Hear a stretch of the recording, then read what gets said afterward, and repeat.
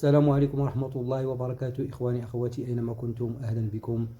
إلا كنتي أول مرة كتشاهد القناة طلبا وليس أمرا تابونا معنا وبارتاجي الفيديو مع الأصدقاء ديالك وما تبخلش علينا بزر اللايك تشجيعا لنا من أجل نشر مزيد من الفيديوهات.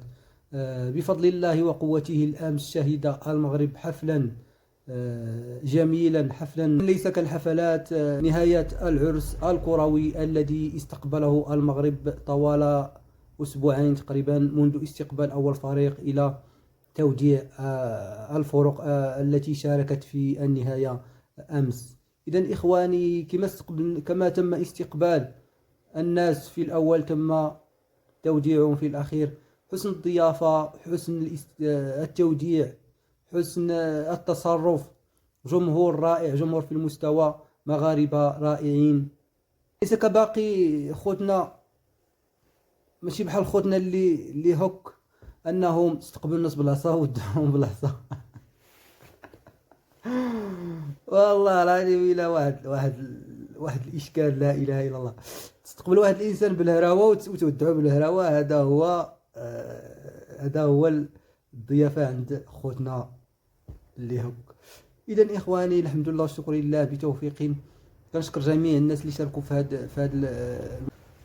في هذه التظاهره الرياضيه. نشكر المتطوعين حيث كانوا متطوعين، كان من اجل اعطاء واحد الوجه مشرف للمغرب. دائما الحمد لله حنا كنعطي وجه مشرف على البلاد ديالنا، ووجه نقي. ديما الوجه ديالنا الحمد لله مكشوف، لا اكاذيب، لا تزوير، لا خداع. داكشي اللي تربينا عليه وداكشي اللي كبرنا عليه، اننا حسن الضيافه وحسن الاستقبال. اذا اخوان، نخليكم مع بعض الصور لهذا الحفل، هذا البهيج، هذا الحفل الذي سيبقى في الاذهان لعده سنوات. فبعد ما ظهر الحمد لله المنتخب الوطني المغربي في قطر بوجه مشرف، وبقى بقات ديك المشاركه في الاذهان الى واحد الوقت انه سوف يتذكره الناس بعد قرون ان شاء الله الرحمن الرحيم. اذا الاخوان، عاوتاني هذا الوجه هذا اللي بان به المغرب الحمد لله في التنظيم ديال هذه التظاهره هذه، انه كذلك تيقوي الملف ديالو لتنظيم كاس افريقيا للامم ان شاء الله الرحمن الرحيم في 2025. وهذا لا محاله حيث الحمد لله تشوف تيران اكبر ملعب في جنوب افريقيا هو اللي كان في طنجة، بوابة افريقيا لاوروبا، وبوابة اوروبا لافريقيا. يعني اللي غادي لاوروبا كيدوز من طنجة، واللي جاي من اوروبا كيدوز من طنجة. فالحمد لله على فضله واحسانه، والحمد لله على نعمه الكثيرة التي انعم بها المغرب. اذا الاخوان، بلا ما نطول عليكم، نشوفوا لقطات من هذا وصور من هذا الحفل النهائي والحفل الختامي. وحتى داك السيد اللي كيقدم، سمعت واحد السيد انه تيهضر بلونغلي، كيهضر بالانجليزيه، لكن في الاخر قال واحد جوج كلمات بالعربيه. ان صافي المغرب الحمد لله الناس، والله الا ولاو الناس بغاو يتعلموا العربيه. علاش؟ باش يقول للمغرب بانني راه تعلمت العربيه وكنعرف العربيه ديال المغرب. نخليكم الاخوان تشاهدوا معنا هذه اللقطات الرائعه اللي بصراحه الكلمات تخون بعض الخطر باش انك توصل واحد الميساج، لكن نتوما فاهمين اش بغيت نقول. وغادي تشوفوا ان شاء الله الرحمن الرحيم الصور هذه اللي غادي تنال الاعجاب ديال الجميع، وتم اللي بهرات الاعلام العالمي بحسن الاستقبال وحسن التوديع وحسن التنظيم وحسن سيروره الامور بطريقه جميله ومذهله.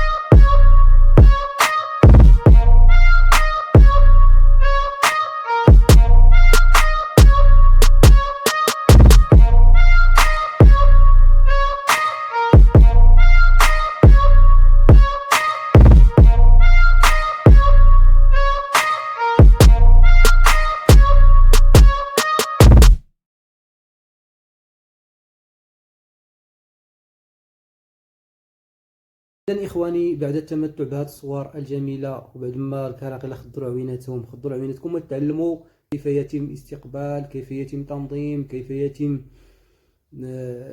جميع الأشياء الجميلة، كيفاش تبهر العالم وكيفاش تعطي واحد الصورة زوينة على البلاد ديالك. إلى هنا إخواني أخواتي نأتي إلى نهاية هذا الفيديو. شكرا لكم على حسن الإصغاء والمتابعة، وإلى فيديو جديد إن شاء الله الرحمن الرحيم. ونعاود نذكركم الإخوان طلبة وليس أمرا، شاركوا معنا في القناة وشاركوا معنا بكثافة تشجيعا لنا لنشر المزيد من الفيديوهات. دمتم سالمين.